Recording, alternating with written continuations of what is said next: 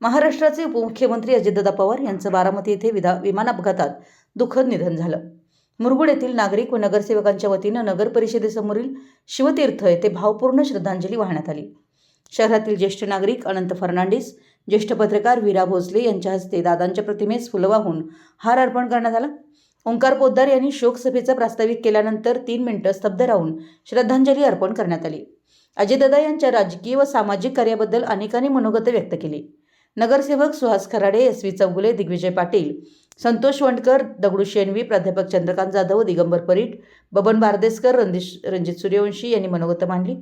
यावेळी नगरसेवक सुनील रनवरे, राजू आमते, सत्यजित पाटील, बजरंग सोनोले, रणजित भारमल, राहुल शिंदे, अशोक खंडागळे, नामदेव भांदिगिरे, दीपक शिंदे, डॉ. सुनील चौगुले, गब्बर भारमल, नंदुकिशोर खराडे, धनंजय सूर्यवंशी, शशिकांत गोदळे, आनंदा रामाणे, शिवाजी चौगुले, प्रफुल्ल कांबळे इत्यादी प्रतिष्ठित नागरिक, पत्रकार राजू चव्हाण व सर्जेराव भाट उपस्थित होते।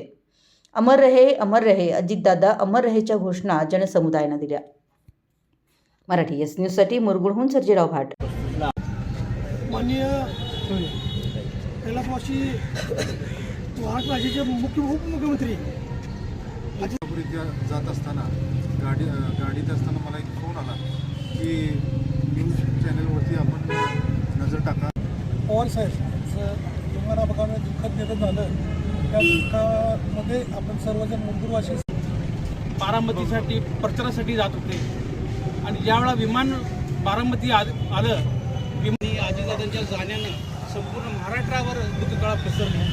अजितदादा एक सडेतोड बोलणारे आणि कर्तव्य पार पाडणारे, संपूर्ण सचिवालयाची माहिती असणारे